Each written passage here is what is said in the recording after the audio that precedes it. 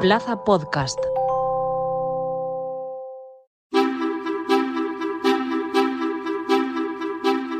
En cuanto a las desventajas de ser madre a partir de los 40, la principal para mí es que disponemos de menos energía para cuidar al bebé. Es cierto que la salud se resiente conforme pasan los años y físicamente pues nos encontramos peor. Si tu entorno ha tenido los hijos más o menos a una edad convencionalmente admitida, pues el tuyo, tu hijo que lo has tenido a partir de los 40, a veces se puede sentir solo en unas reuniones familiares o reuniones de amigos donde normalmente los hijos de los demás serán más mayores. La principal desventaja es la vitalidad y energía que no tienes, pero que debes agudizar el ingenio para suplirlo de otras maneras. Es que te pilla pues bajo de energía. Al final, conforme va pasando el tiempo, pues claro, también nos pasa factura.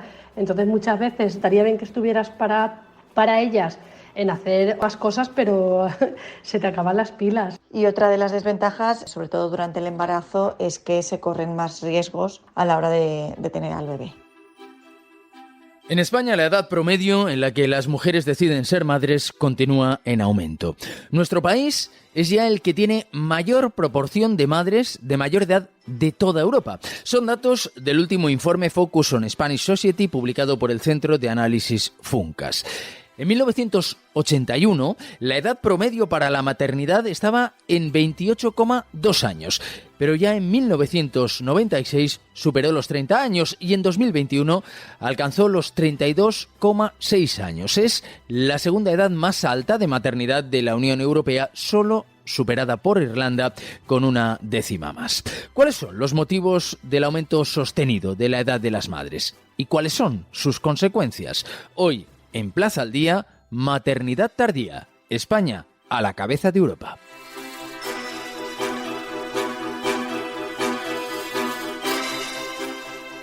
Vamos a profundizar en los datos de ese informe Focus on Spanish Society y para ello vamos a saludar a Elisa Chulia, que es la directora de Estudios Sociales del Centro de Análisis Funcas. Señora Chulia, ¿qué tal? Muy buenas. Hola, muy buenas. Ha aumentado la edad media de la maternidad en España. Nos hemos convertido en el país con mayor cantidad de madres de mayor edad en Europa. Sí, vamos, de acuerdo con los últimos datos publicados por Eurostat, España registra el porcentaje de nacimientos, es decir, de bebés nacidos de madres de 40 o más años. Es el porcentaje más alto de toda la Unión Europea. En cuanto a la edad media de maternidad, estamos en segundo lugar, detrás de Irlanda, pero también ambos indicadores, tanto la edad media de maternidad como el porcentaje de nacimientos de madres de 40 o más años, destacan a España con respecto a otros países de la Unión Europea por su tardía maternidad. Porque desde 1993 hay un aumento constante en ese porcentaje de nacimientos de madres de 40 años o más en España, así que ese aumento viene de largo. Sí, así es. La edad media de la maternidad ha ido creciendo poco a poco y ahora ya alcanza realmente unas cifras que llaman la atención, que están cerca de los 33 años. Es cierto que que en los años 70 la edad media de maternidad no era tan baja como cabría pensar, 60 y 70, pero ello era también porque nacían muchos niños de madres mayores, pero en ese caso estábamos hablando de hijos que no eran los primeros o los segundos, sino eran los terceros, los cuartos, incluso a veces los quintos o los sextos. Es decir, eran familias numerosas cuyas madres tenían a los hijos a lo mejor a los 30, a los 40 años, pero ya eran madres que tenían experiencias de maternidad bastante tempranas. Ahora lo que nos encontramos es con madres que tienen sus primeros o sus segundos hijos bien entrada la treintena o incluso ya con 40 años. Por comunidades autónomas, Galicia tiene el porcentaje más alto de nacimientos de madres de 40 años o más. Después llega a Asturias, más tarde Madrid y Cantabria. ¿Le parece a usted significativo? ¿Son significativas las diferencias entre las distintas comunidades autónomas en España? Sí que lo son porque es cierto que la media, como digo, está en torno al 11%, pero claro, luego nos encontramos casos como el de el de Galicia o el de algunas del norte de España, donde se nota que las madres allí tienen hijos o un porcentaje de nacimientos son de madres bastante mayores. ¿Qué significa eso? Pues en sociedades poco dinámicas económicamente, o digamos menos dinámicas económicamente, eso puede significar que no se reúnen suficientes recursos para tener hijos hasta bien avanzada la edad de las madres. En otras comunidades, quizá un poco más dinámicas económicamente, el retraso de la maternidad puede significar que las mujeres tienen carreras educativas que luego quieren rentabilizar en el mercado de trabajo. Luego tienen los hijos tarde, no tanto porque no reúnan los recursos para tenerlos, sino porque quieren completar un poco su carrera laboral o llegar a un estado, digamos, o a una promoción concreta, y a partir de ahí ya plantearse la maternidad. O sea, son casos un poco distintos. Es decir, el retraso de la maternidad puede obedecer a distintas razones. Por supuesto, a que no se tienen los suficientes recursos o los que se consideran suficientes para tener hijos. También porque se retrasa esa decisión de la maternidad pensando que es mejor hacerla cuando ya se hayan cumplido determinados objetivos profesionales, ¿no? Ambas razones explican por qué en algunas comunidades de España pues está aumentando significativamente el porcentaje de madres mayores. Y entiendo que también hay diferencias en cuanto a los argumentos, al porqué de ese retraso de la maternidad en las distintas comunidades autónomas. Quizá en algunas es el asunto profesional el que más pesa, en otras quizá temas económicos. Claro, para conocer exactamente cuál es la razón habría que hacer análisis bastante más profundos, ¿no? Podemos tener hipótesis, podemos formular hipótesis o tener ideas de cómo son las cosas, ¿no? Sí que es verdad que, por ejemplo, el alto porcentaje que encontramos en la Comunidad de Madrid de nacimientos de madres de 40 o más años puede responder a esa segunda interpretación, es decir, a que muchas madres retrasan a la edad de maternidad pensando que es mejor completar o satisfacer sus objetivos profesionales, por lo menos hasta cierto punto, luego ser madres y luego volver a reincorporarse al mercado de trabajo con la misma fuerza que antes de la maternidad. O sea, lo cierto es que la maternidad sí supone para muchas mujeres un freno en sus carreras profesionales, no porque ellas quieran, sino porque el entorno o los entornos en los que trabajan, no ocurre así en el sector público, pero sí en el sector privado, pues digamos que no favorecen la rápida incorporación y la promoción consecuente o consiguiente a la maternidad. Es decir, son interrupciones que muchas veces tienen cierto coste laboral. Hay que también ponerse un poco en la perspectiva de las empresas, ¿no? Y pensar que que esas interrupciones, que a veces son bastante largas, pues tienen que ser de alguna manera cubiertas por las empresas, ¿no? Y eso, al final, para muchas mujeres, no digo que para todas, y sobre todo estamos hablando más del sector privado que del sector público, tienen consecuencias en sus carreras profesionales, y eso puede llevarles, ese planteamiento puede llevarles a retrasar la maternidad a la espera de haber completado, como decía antes, sus objetivos profesionales, ¿no? Sin embargo, en otras comunidades donde las mujeres tardan más en incorporarse al mercado de trabajo, hay menos actividad laboral por parte de las mujeres, o tienen más dificultades para encontrar puestos de trabajo que les satisfagan y que tengan condiciones laborales aceptables para ellas, pues ahí lo que se puede estar dando es un retraso de la maternidad porque no se reúnen suficientes recursos económicos para tomar esa decisión, digamos, con cierta holgura, ¿no? De tal manera que sí, efectivamente habría que ver comunidad por comunidad qué es lo que está explicando ese aumento que observamos del porcentaje de nacimientos de madres de 40 o más años. En algunas comunidades autónomas es todavía relativamente o comparativamente bajo. Aún así, en todas está por encima del 8%. En ese sentido, en todas las comunidades autónomas hay porcentajes mucho más altos que la media de algunos países de la Unión Europea. No solo los países nórdicos, pero también, por ejemplo, Holanda o incluso Alemania, ¿no? Entonces, esto es algo que no sé si nos debería preocupar, pero deberíamos analizar. Yo creo que lo que nos debería preocupar es que haya mujeres, hombres con deseos de maternidad, de paternidad, que no pueden ver satisfechos por las condiciones laborales, por ejemplo, o socioeconómicas que tienen. Eso es lo que habría que intentar solucionar, ¿no? En el retraso de la edad de maternidad, ¿hay también una razón que tenga que ver con la satisfacción de los ciudadanos con el sistema de salud? Porque también en el estudio se señala que a pesar del aumento del gasto público en sanidad en España, la satisfacción de los ciudadanos con el sistema de salud ha ido disminuyendo. Bueno, de nuevo, yo no incorporaría más factores causales porque complican la explicación. No sabemos exactamente. Yo creo que no. El problema de la maternidad en España no está vinculado con la calidad del sistema sanitario. O sea, no creo que se dejen de tener hijos porque la calidad del sistema sanitario se considera insuficiente. No es cierto, porque además a mi juicio no es cierto, porque los indicadores en general, en términos comparados sobre la sanidad en España, o sobre la percepción de la calidad de la sanidad en España son más altos que en otros países de nuestro entorno, con índices de fecundidad más altos, ¿no? Entonces, no creo que ambos factores estén relacionados. Lo que sí que está relacionado, y no lo había mencionado hasta ahora, es las dificultades para encontrar, podríamos decir, pareja solvente. Es decir, hay muchas mujeres y muchos hombres que desean tener hijos una vez encontrada una pareja con la que puedan desarrollar este proyecto de formación de una familia. Uh-huh. Y eso sí que sabemos que en algunos casos, o en muchos casos, se está retrasando. Es encontrar una pareja, entre comillas, solvente en términos no solo económicos, sino también en términos, digamos, podríamos decir, pues casi emocionales o personales, ¿no?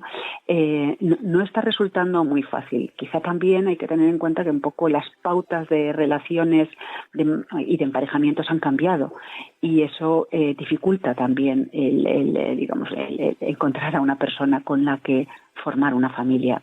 Sabemos, por ejemplo, por la encuesta de fecundidad del Instituto Nacional de Estadísticas, que hay mujeres que dicen que no han tenido hijos porque todavía no han encontrado a la pareja. Quieren tenerlos, pero no han encontrado a la pareja. Es verdad que se pueden tener hijos ya solos o solo o sola, gracias a distintas, solas en España solas, mujeres solas, gracias a distintas técnicas de reproducción asistida, ¿no? Pero las familias monoparentales, aunque también aumentan estadísticamente, los datos muestran que hay más familias monoparentales, lo cierto es que no es el modelo preferido por muchas mujeres y por muchos hombres, de tal manera que, encontrar las dificultades para encontrar, como digo, una pareja que se considere apropiada para formar o para desarrollar un proyecto familiar también está influyendo en el retraso de la fecundidad y en la caída de la fecundidad, que son dos fenómenos que en España van muy de la mano.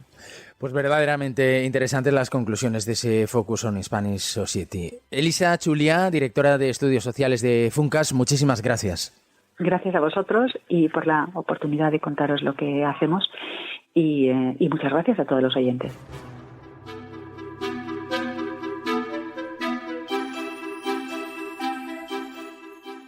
Vamos a saludar a Paz Grau, es psicóloga de familias. Señora Grau, ¿qué tal? Muy buenas. Muy buenas, ¿cómo estamos?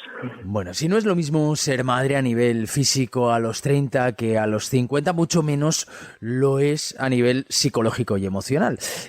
Cada una de esas etapas de nuestra vida en la que las mujeres pueden tener hijos son diferentes y cada una tiene sus motivaciones y sus características, ¿verdad? ¿Cuáles son las principales diferencias, como decíamos, a nivel psicológico y emocional de ser madre tardía o ser una madre más temprana? Yo no centraría tanto en el hecho de ser madre en sí, sino de en qué etapa está la familia, quiero decir, en qué etapa está la pareja.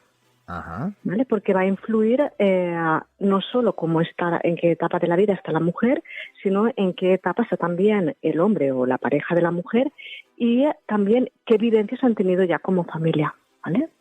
Si quieres te explico un poquito eso. Claro, sí, me gustaría que desarrolláramos esto, sí.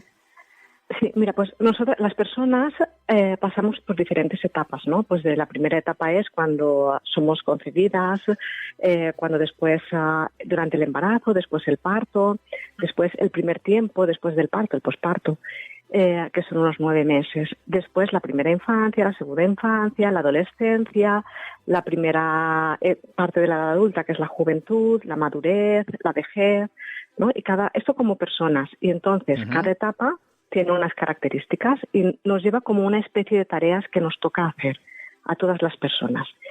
Y esto por una parte es como personas individuales y después como familia a la pareja también le toca ir pasando por unas etapas. Esto es desde que la pareja se encuentra y se conoce hasta que encuentra ya una estabilidad donde es una pareja en firme. Deciden cómo tener más compromiso, deciden tener hijos, construyen su propio hogar. Después, cuando tienen los hijos, primero son pequeños, después crecen, después abandonan el hogar. Con lo cual, entonces cada etapa tiene unas características específicas, ¿vale? Y entonces, claro, no es lo mismo una pareja que, por ejemplo, se acaba de conocer y al medio año deciden ser padres, donde aún prácticamente no se conocen, han convivido muy poco. No va a ser las mismas características en ese momento que, por ejemplo, una pareja que a lo mejor ya lleva 10 años o 15 años y, por ejemplo, pues deciden ser padres cuando ya pasan de los 40. Pero claro, esas etapas vitales no suelen estar relacionadas también con nuestra edad, ¿no tienen dentro de un margen cierta relación? Sí, claro, más o menos hay como una edad en la que estamos en cada una de esas etapas y que en cada uno, o sea, físicamente también nos van ocurriendo cosas y cerebralmente, ¿no? Por ejemplo, la adolescencia, no sé si lo sabes, que dura hasta los 25 años, porque hasta ahí nuestro cerebro está haciendo aún cambios. Entonces no será lo mismo ser madre o ser padre a los 22, que aún están ahí en cambio cerebral, que serlo a los 30 y pico, que hay más estabilidad, o serlo a los 40, donde ya hay una mayor madurez, pero también un mayor cansancio físico, más pérdida de energía. Sí, entonces sí, y de sí que cara tiene que ver a esa relación familiar, relación con los hijos, relación familiar y también pues con uno mismo, ¿cuáles son las consecuencias? ¿Cuáles son finalmente las diferencias de, pues eso, acabar siendo madre más allá de los 40, de estos datos que estamos viendo que hacen que pensemos en que cada vez se tienen a los hijos más tarde? Sí, a ver, las consecuencias, mira, yo primero hablaría un poco de las causas, de qué es lo que está produciendo que tengamos hijos más allá de los 40. Y tiene que ver mucho con que las mujeres desde hace ya mucho tiempo se han incorporado al mercado laboral y queremos ser competitivas también. Entonces, tener un hijo, por ejemplo, a los 30 y pico, cuando aún estás buscando la estabilidad económica y laboral, es como que sientes que no tienes aún las bases para poder estar en la crianza, porque estás construyendo esa estabilidad económica y laboral. Entonces, esa es una de las causas principales que creo yo que está influyendo en que tengamos los hijos a los 40. Y después, lo que son las consecuencias emocionales, pues cada etapa tiene unas ventajas y unas desventajas. Por ejemplo, tener un hijo a los 20 y pico años, pues va a hacer que tengas como mucha más energía, que tengas mucha más vitalidad, que puedas estar mucho más ahí, pero también hay más inmadurez, porque aún no has vivido todas las experiencias que sí que has vivido a los 40. Entonces es como que muchas cosas de la vida, muchas de las situaciones que te ocurren, aún no tienes como suficiente fuerza, es como que te afectan más, ¿no? Entonces tiene esa ventaja de tener más energía, tener como más vitalidad, y tiene la desventaja de la menor estabilidad. Y tenerla a los 40 implica que ya nuestro cuerpo empieza a tener ya menos energía, que hay más cansancio, que es verdad que hay más estabilidad económica, laboral, de pareja, para poder dar la bienvenida a ese bebé, pero que también hay más agotamiento, menos vitalidad, más cansancio. Aún así, yo siempre insisto en que lo que hay en todas las etapas es amor. Es el amor que las madres y los padres tienen por los hijos y la motivación por tenerlos. Esto es importante. Creo que esta es la clave, que esté ese amor, que esté ese deseo de que llegue ese hijo o esa hija y de darles la mejor bienvenida al mundo. ¿Hay que tomar algún tipo de precaución física y psicológicamente para vivir esta etapa de maternidad tardía de una forma positiva?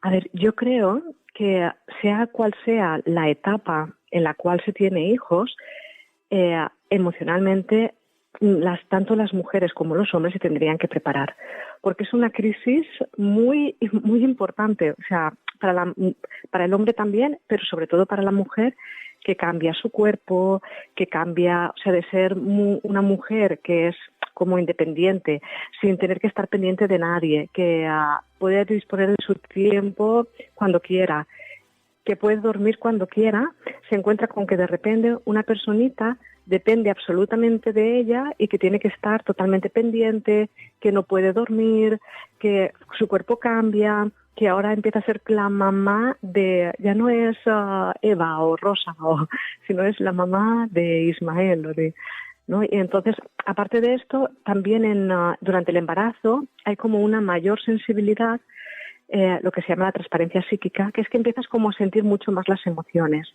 Y entonces empiezan a venirte recuerdos de cómo fue tu propia infancia, de cómo fue la relación con tu madre, y muchas heridas que todas las personas tenemos con la madre y con el padre se abren en esa etapa.